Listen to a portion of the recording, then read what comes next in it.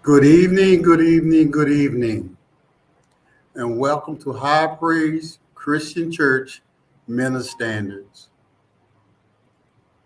This is a show that trains leaders. Leaders come in all shapes and forms. Leaders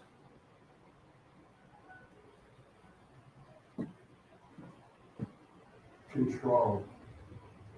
Leaders are really in the kingdom of discipleship. But God wants you to be a disciple. And here at High Praise, that's what we teach. High Praise Christian Church teaches disciples, not members. And this course enhances that training. I'm your host and teacher, Dr. Richard Forbes. And once again, I want to welcome you to this class. Last week, we went over the 5 principles of a disciple. And we use your hand as an example to remember. We're going to go over them, and we're going to get into this week's lesson. We said last week that the palm is Christ, the center. This is Christ. Your thumb is the body. Your index finger is nature's. Acceptance, your second finger is acceptance of salvation. The ring finger is a source of authority. And the little finger is the 5-on-5 principle. We also went over the 5 stages of spiritual growth. And as a leader, you have to know where your members are, your disciples are. So you can bring them up to that next level and know how to handle them. The first one we said was the honeymoon stage. That's the stage where everybody's, they're excited. They just can't wait. They have given themselves to Christ. They've been baptized, and they just feel good about everything. The flight stage is the next. And this stage is the stage where you go through, and we all want to go through this. The church hurt, you put everything into the church, and they have what you would say let you down. But you have to realize that you're not there for people. You're there to build the kingdom. You're there to serve Christ. But sometimes we get mixed up in our feelings, our emotions, and when things don't go our way, we're ready to flee and run. Next is the doubting stage. This stage is where if a leader ever sees one of your disciple trainees, this is when you definitely have to step in and reassure them by having them study John 14:26.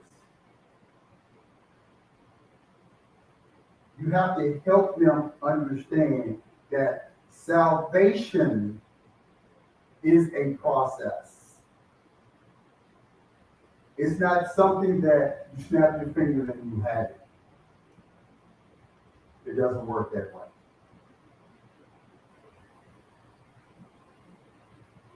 The doubting stage, that's when you doubt everything.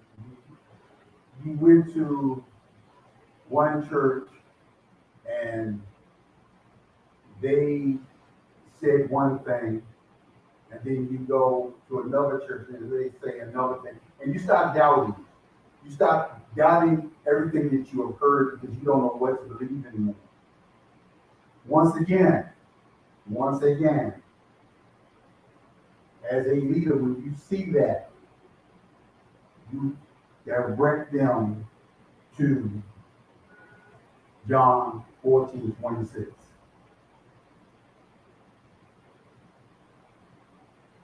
The fifth stage that you go through, the fourth stage, I'm sorry, trying to search for what is right. That usually comes after the doubting stage when you doubt everything. That's when you go searching. You search for what is really the truth. That's when I usually tell disciples, this is when you really have to pray. You have to pray real hard during this time, and you have to, like I said, go to John 14:26, and really, really say, God, show me the way.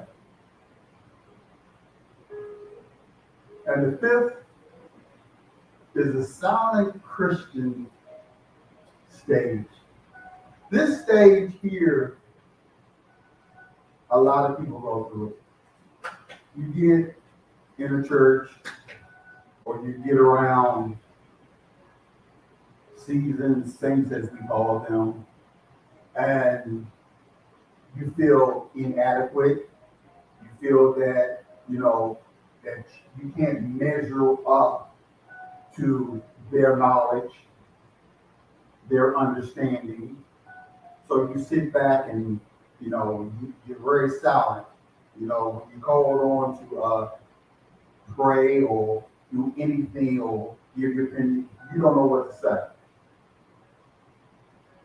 You don't know how to react because you don't want to act in a way that you think that you don't know. But I'm here to tell you, as someone that went through that stage, as long as you believe in the Father, as long as you believe in the Son, no answer is really wrong.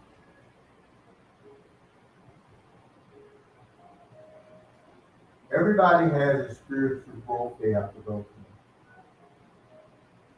through. And we as leaders, we have to know this. We have to know where our disciples in training are. We have to encourage them to stay in the Word. We have to encourage them to let God use them.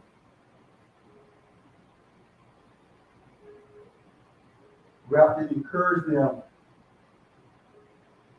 to get down on their knees and just ask God, use me. Don't be afraid. There is really, if you think about it, nothing wrong. It's just the stage that you're in at the time. And you're going to fall in one of those 5 categories. The majority of people that you do meet in your disciple training class will be in the doubting stage. Some will be just searching for what is right. And a lot of people in the flight stage. It's a lot of disciples. I'm not going to call them members, I'm calling them disciples that have been church hurt. and they don't know what to do. We as leaders have to ensure them of who they are. So that brings us to this week's lesson. In the next couple of weeks, we're going to be talking about the disciples' cross.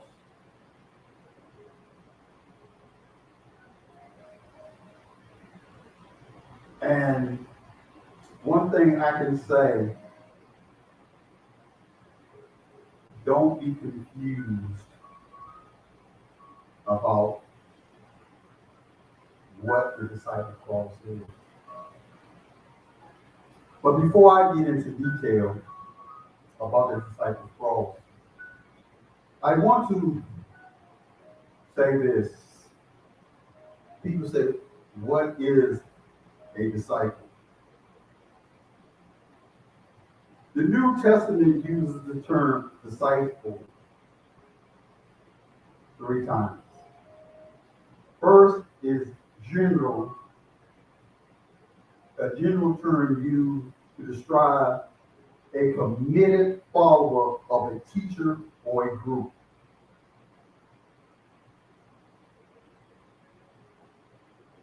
If you read Mark 2:18, it says, John's disciples and the Pharisees were fasting. Some people came and asked Jesus, how is it that John's disciples and the disciples of the Pharisees are fasting, but yours are not? The second in the New Testament disciple, refers to Mark 3:14 in the margin. He appointed 12 people and made them apostles, that they might be with him, and that they might go out and preach and have the authority to drive out demons. Jesus also used disciples to describe a follower who meets his requirements. He says that his disciples must forsake families, possessions, or anything that might keep him from following him. Let's think about this. Christ wants you to have him as your number one. The center goes back to the hand. The center. He's number one in your life. And if you ever study God's divine order, you will find that it's Christ, man, woman, family, church.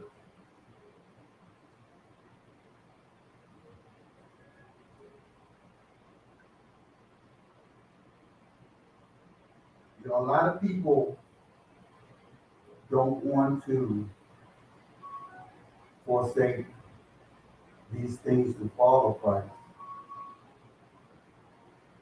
They want to hold on. And that's one of the things that we do today. We want to hold on. There's always a battle. Especially when you want to give yourself to Christ as a disciple. You have to forsake a lot of things. You have to go through a lot of things. And a lot of us don't want to do that. It's almost like the old saying back in the day, I want to have my cake and eat it too. Christ must be number one in your life. Christ must be the center of your life. So sometimes you have to forsake your friends, forsake your family, your house, your car, your money. But we're not ready to do that. As a disciple of Christ, these are some of the things that he's requiring us to do.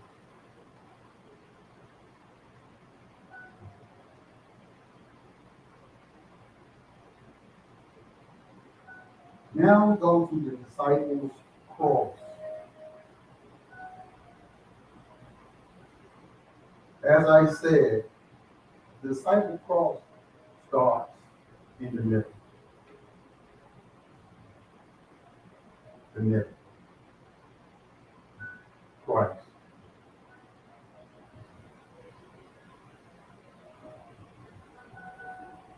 But remember, you cannot become a disciple unless Christ is number one on your priority list. You have to stop, you have to pray that you have to put him really at the head of your table.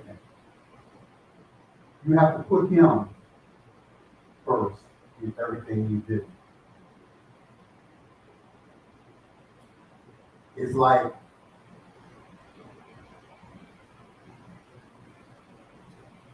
you know he doesn't want you to smoke or drink, but you still smoke and drink.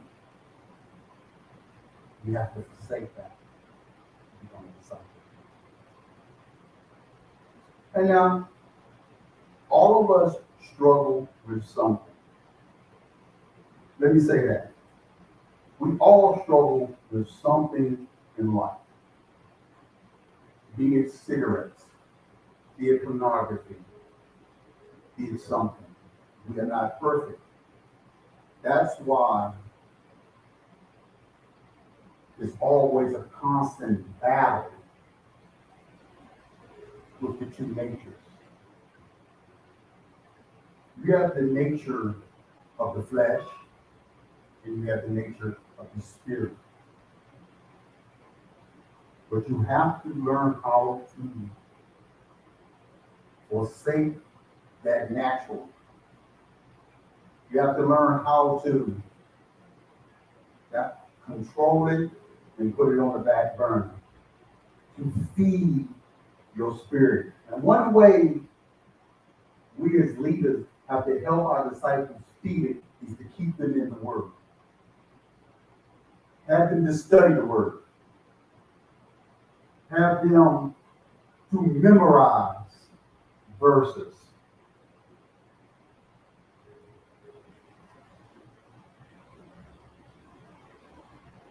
Today, I want to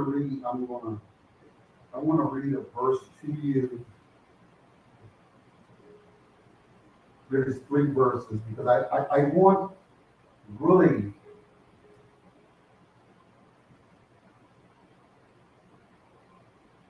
go over 3 verses.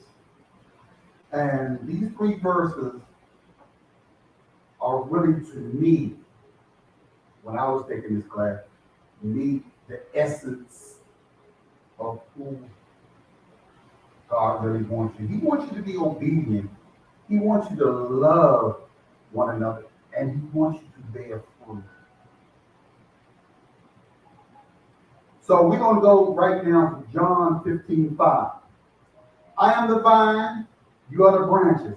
If a man remains in me, and I in him, he will bear much fruit. But apart from me, you can do nothing.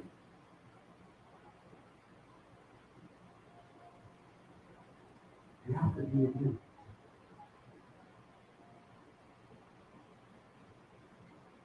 This is what he wants you to do. He wants you to be in him. He wants you to be obedient to him. He wants you to love one another.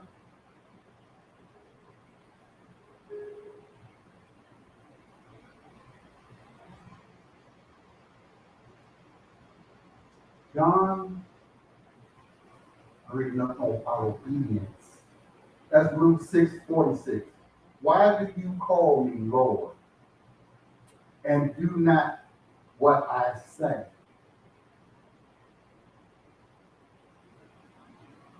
Understand, to be a disciple, you have to understand that Christ is number one, and there's certain things he's going to ask you to do for him.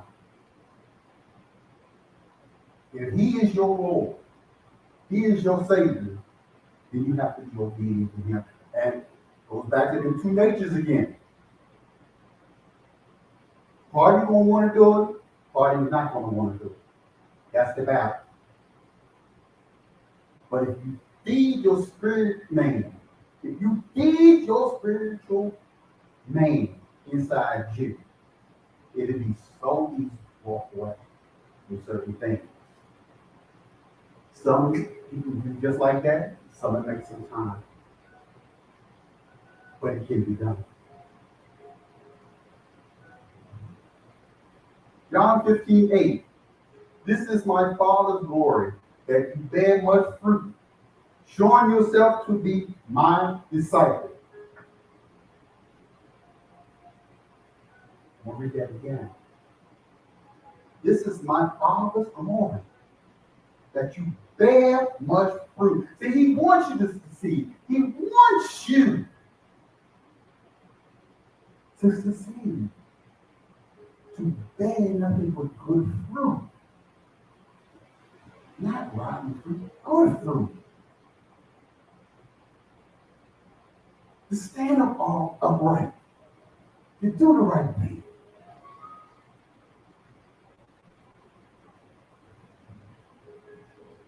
Excuse me.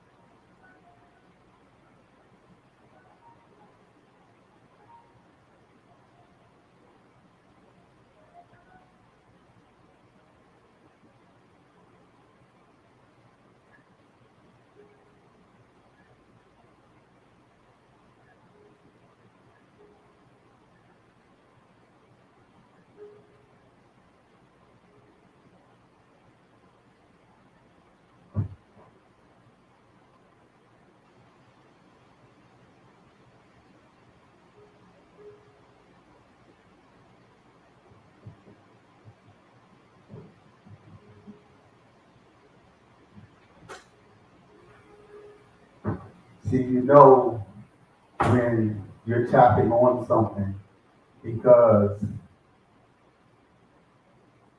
there's always something to try to stop you from giving the word.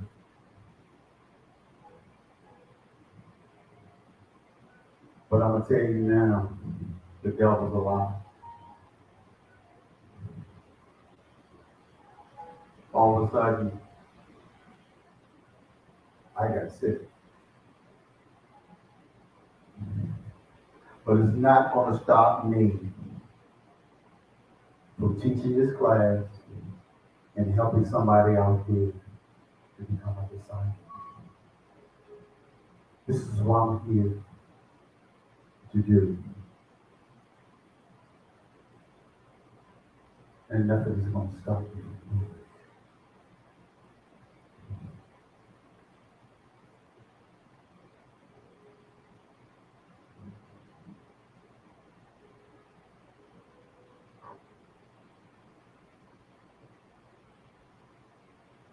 The Father wants you to be successful. The Father wants you to bear fruit. John 13:34-35. A new command I give you. Love one another as I have loved you. So you must love one another. By this all men will know that you are my disciples if you love one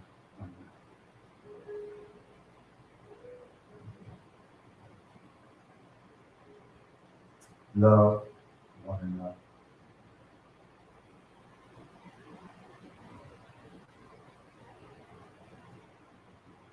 I found out in my walk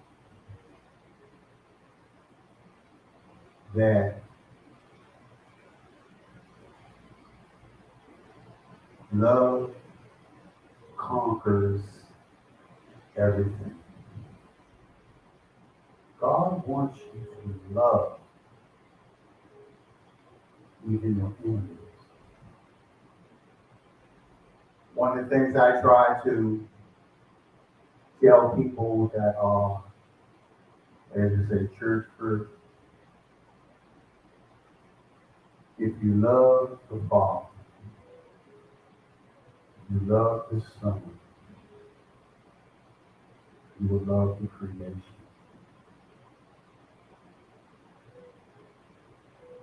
We are not perfect, far from it. I feel that when you come to be as perfect as you can, you will not be.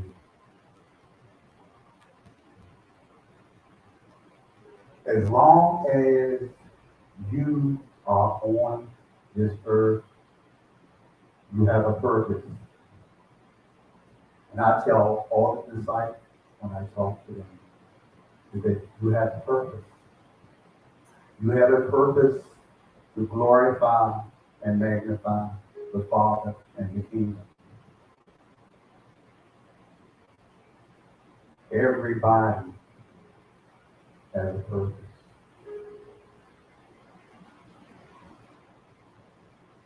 But to find your purpose, you have to surrender yourself to the Father. You have to ask Him to use you. You have to ask Him for guidance, for wisdom. Because He's going to tell you. He's going to tell you.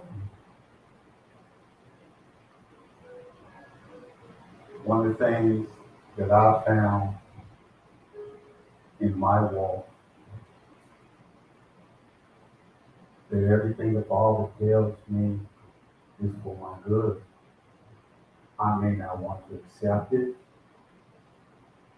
I may not want to understand it. Well, I do want to understand it, but I may not understand what He's trying to do.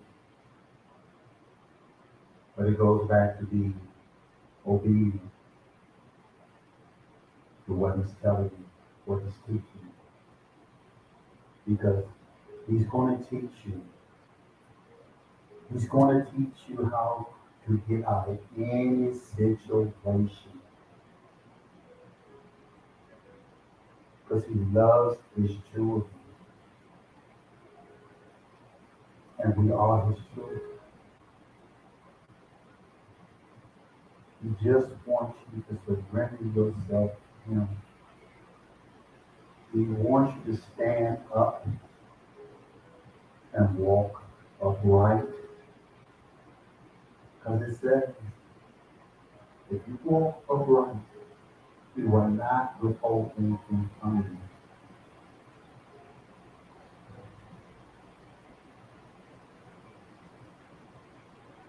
And that is what we all should be striving for. To be like our Savior Jesus Christ. And if you think about it, the requirements that He's asked for you, all the things He's asked for you to forsake, He did it. did. There's a story in the book, the Bible, that he was about 12 years old, and he went off from his mother and father, and they couldn't find him. And he was talking to people, he was spreading the gospel. And when they caught up with him, they said, wait a minute, and he told them, I'm in my father's business. I'm taking care of my father's business. And that is what we have to start doing. Taking care of our father's business. And our father's business as disciples is going out, winning souls, going out, letting the world see the Christ in us.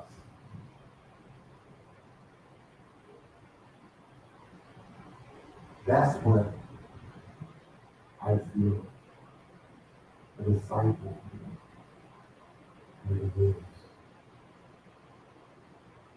Helping others know Christ. Because if you think about it, he took 12 men that didn't know each other, and from all walks of life,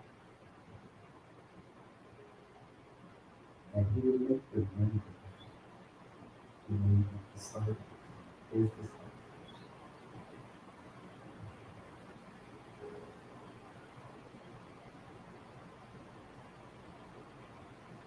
And that's what we should be doing. Making disciples out of everything. Teaching people how to fight the teenagers. And we as leaders, that's what we're supposed to be doing. Fighting for one another. A good friend of mine used to always say, when we get together, iron sharpens iron. We would sharpen each other to the point that, when we saw each other, we all had said, hey, what you think about that? Okay, let's do this. We sharpen each other. We analyze things. Then we analyze one day so much, my wife had to say, y'all analyze too much.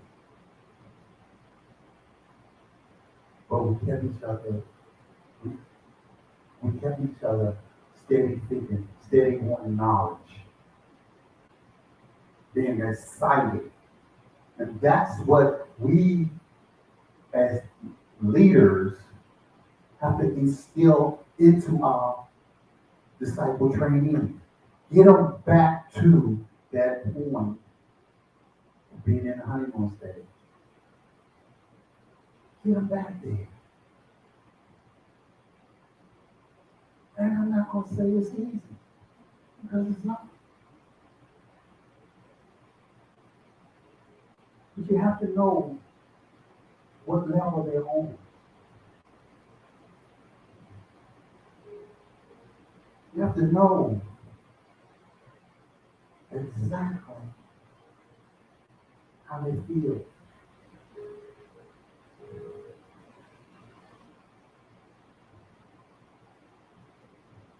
You have to learn how to be obedient.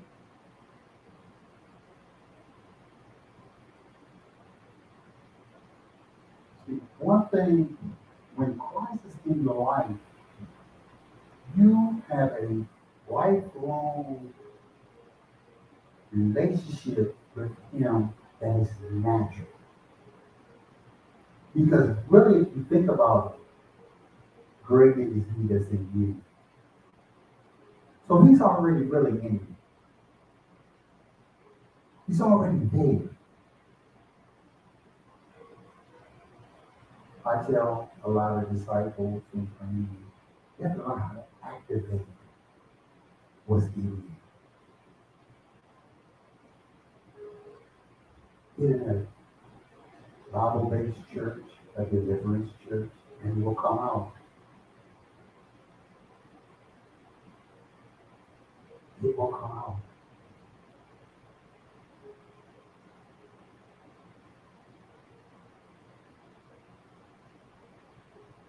It's a thing where you want to be hungry for Christ. And you're going to hear me say a lot of that. Be hungry for Christ, because you have to get people to that back to that honeymoon stage. We have to get them there. And it's not going to be easy.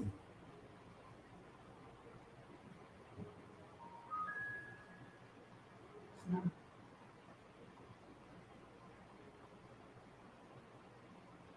In John 15:10, you are reminded of his love. In John 14:21, you see that the Father loves you and he reveals himself to you.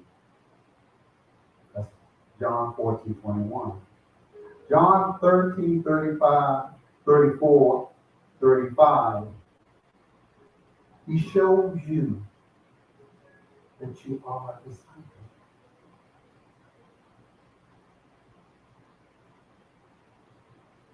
And John 13:17, he tells you how blessed you are. In these 4 scriptures, I usually tell people that are in my disciple training class to memorize them. That's John 15:10, John 14:21, John 13:34, 35, and John 13:17.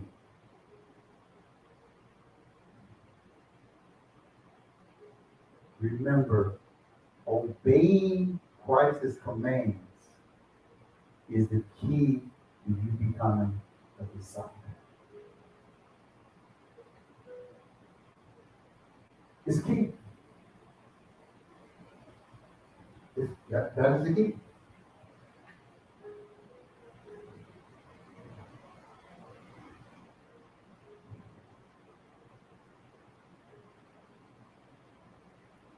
In Philippians 2:13, it is God who works in you to will and to act according to his good purpose. That's the obedience. That's the obedience. And that is the thing that we have to understand. The 3 things that, and I'm going to go back over them again, is obedience, love, and fruit.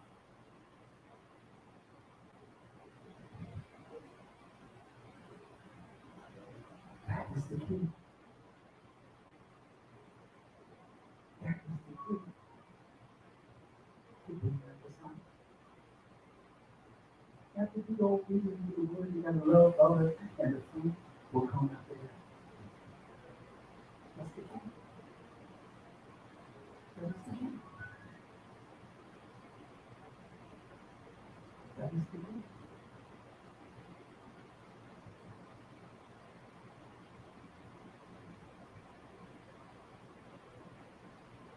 But on the disciples' cross,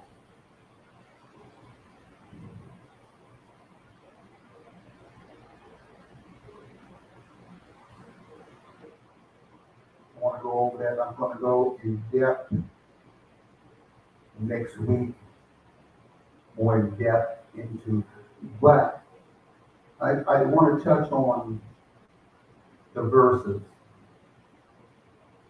the 4 verses that are the key to the cross itself. As you know, Christ is the center. The center of your life.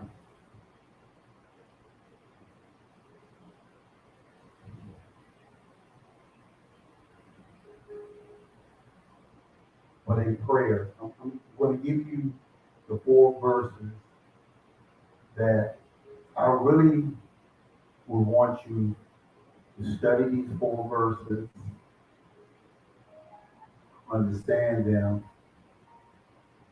So if you get these 4 verses I'm getting ready to give you, you will understand the disciples' cross.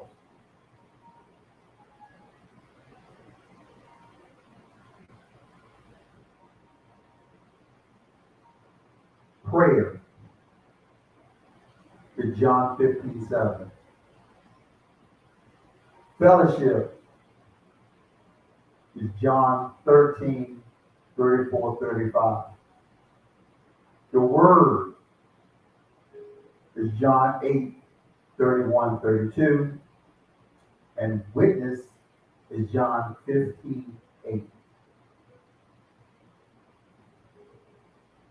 These verses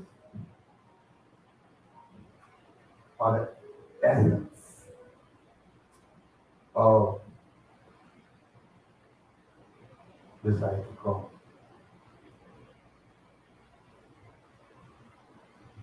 Those 4 verses, if you learn them, understand them, and apply them,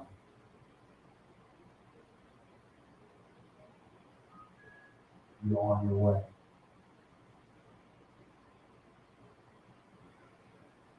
So those are the essence of the cross, of the disciple cross. Those 4 verses will teach you what you need to know. And next week, we're going to look at each one of those verses in detail. Each one of those verses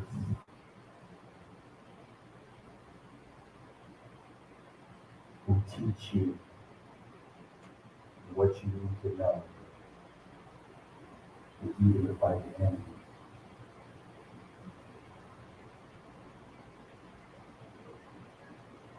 Those 4 right.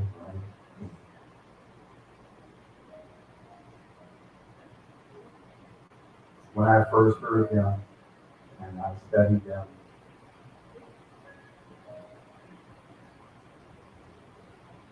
I'm shocked. Because when I first started my disciple graph,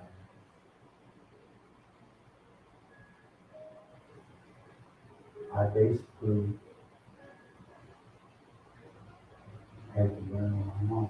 I didn't have a prayer partner, which I won't get into that for the last 10 minutes, how important that is to have someone that can help you understand. Somebody that even if it's on your level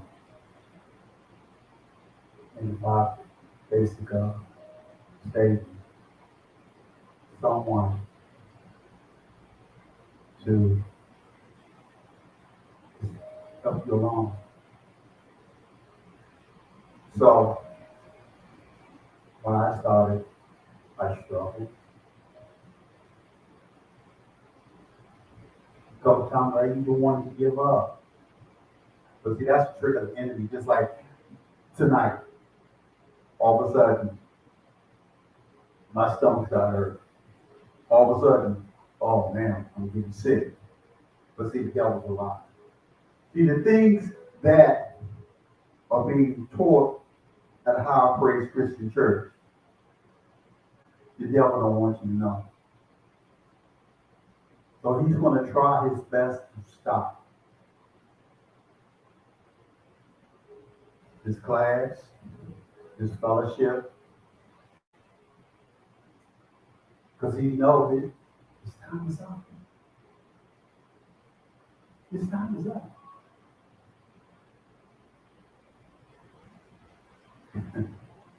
He's already lost. You can't win. The stronger we get in the word, the stronger we get to help each other out. Like I said, iron sharpens iron. The more we get into his word, the more we sharpen one another.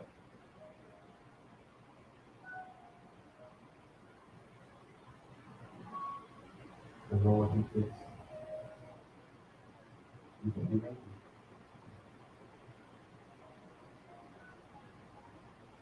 You can. You can. And that's the thing that we have to start realizing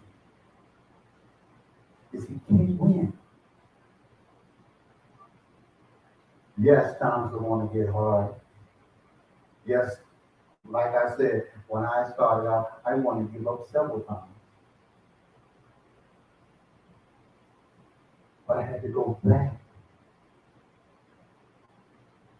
and pick myself up and say, yeah, that's what he wants you to do. He wants you to give up. He wants it to make it hard for you. So you can quit. So you can change your mind.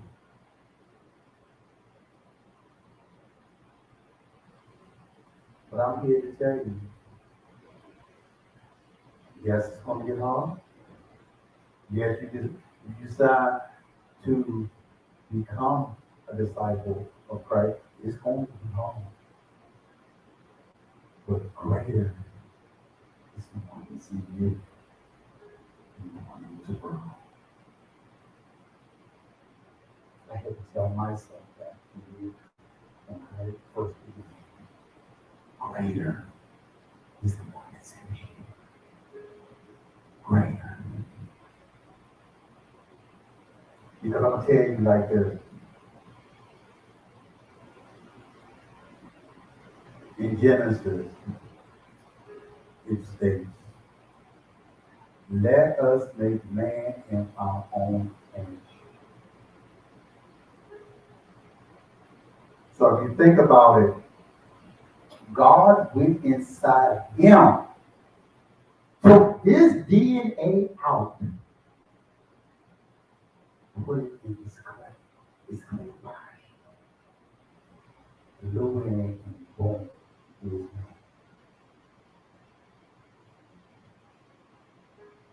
That's what that means. That each and every one of us has a part of him in us. So if we have a part of the Father in us, we need more than comfort. We more. We are the head and not the tail. We have dominion over all.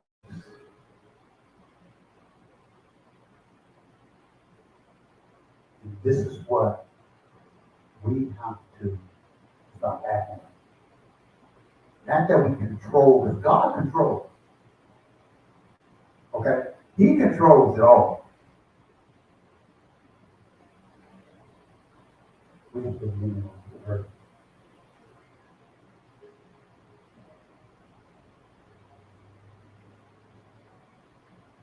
We don't control him.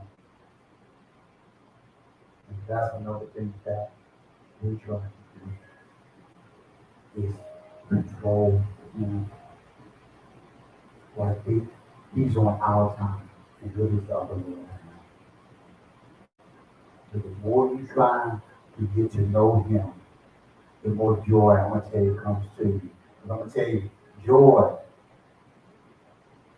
I'm going to tell you my experience. When I gave myself to Christ, yeah, a lot of things hit me. A lot of time I was discouraged. But I'm going to tell you, he equipped me to handle every situation that came my way. And that's the same thing I'm telling you out here. You're already won the battle. You just got to surrender yourself to the Father. He already went before you and fixed everything. You just got to walk in it. But we as church leaders, we have to start empowering our disciples to understand so they can go out empowering more. So it's, say I empower 3 people, okay? And each one of them empower 3 people. Then each one of them empower 3 people. Okay? That's all God is asking us to do. Not control, but to empower.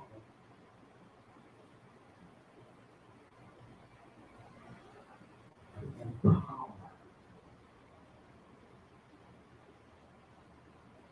So,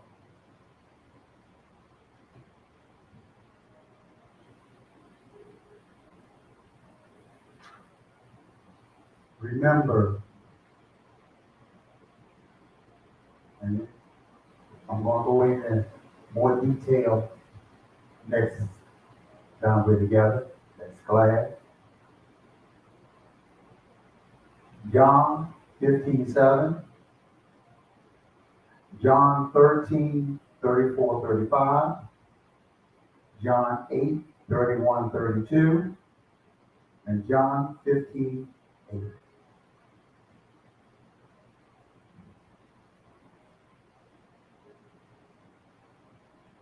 Remember,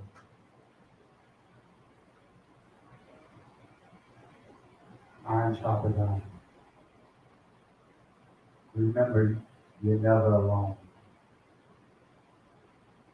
Because Christ is always going to be with you. God is always going to be with you. You just have to surrender yourself. And once you start surrendering yourself, no, it's not going to be peaches and cream. Because I'm going to tell you, more will come at you. But if you study, understand, and learn those 4 verses that I just gave you, and surrender yourself to the Father, each day is going to get a little sweeter. More joy is going to come to you. You can smile no matter what's going on wrong around you because greater is the one you see. So until next week, I'm Dr. Richard Forbes.